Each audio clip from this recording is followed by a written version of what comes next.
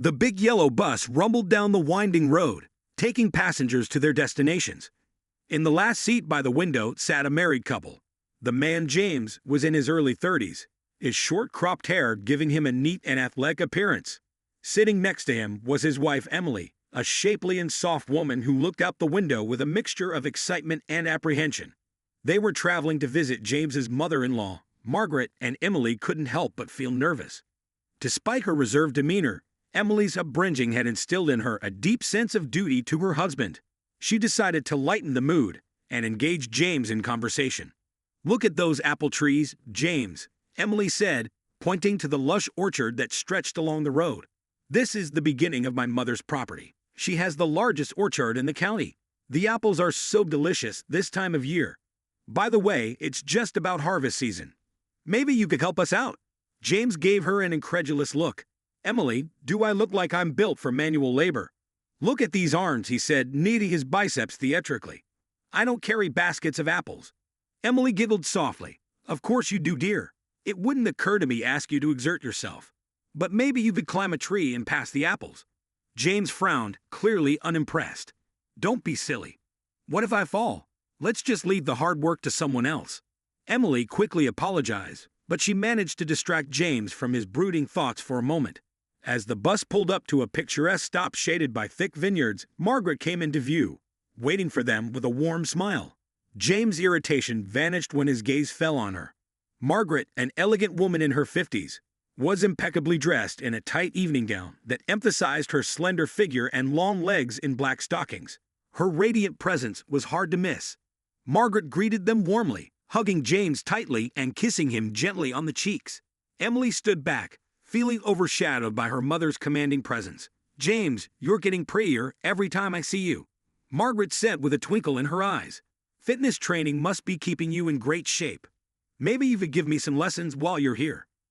"Mom." James came near to rest. Emily interjected, trying to shield her husband from possible commitment. But James was already elsewhere, envisioning Margaret in her workout gear, carrying out his every instruction. He smiled and brushed off Emily's concern. "Don't worry, Emily. I'll be happy to help Margaret stay in shape." "Well, let's not stand around all day doing nothing," Margaret said. "Let's go home.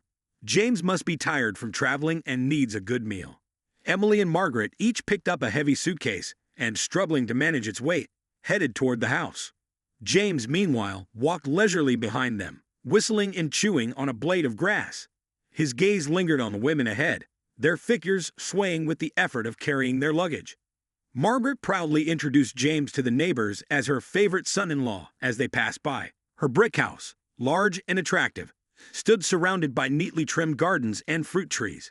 Inside, she had prepared 2 rooms, a shared bedroom for James and Emily, and a separate attic sanctuary for James.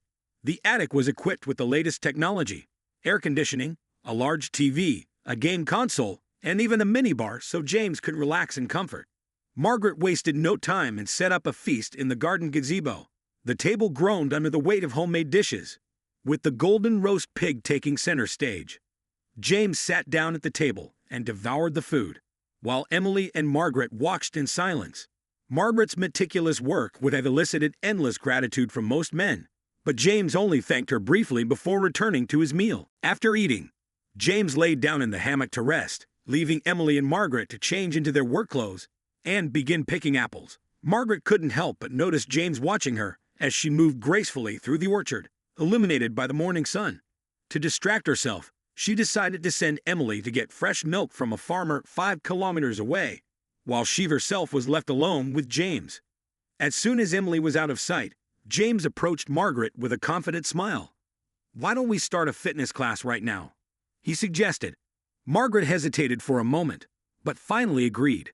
James led her to a shady area under an apple tree and began demonstrating the exercises. He guided her through stretches and movements, his hands occasionally touching her skin. Margaret felt a warmth she hadn't felt in years. James' experience and attention renewed a sense of vitality in her. As the session progressed, James' hands moved more boldly, massaging her legs and offering adjustments. Margaret's initial surprise was replaced by trust, and she found herself enjoying the experience. They moved to the soft grass, where James continued to perform the exercises, The atmosphere between them became increasingly intimate, but Margaret felt a new energy and confidence under his guidance. By the time Emily returned with the milk, Margaret was glowing. She thanked James for the lesson, and her gratitude was sincere. James, too, felt satisfied and was already planning the next day's business. The upcoming warm fall days promised to bring new experiences, laughter, and unexpected connections for all involved.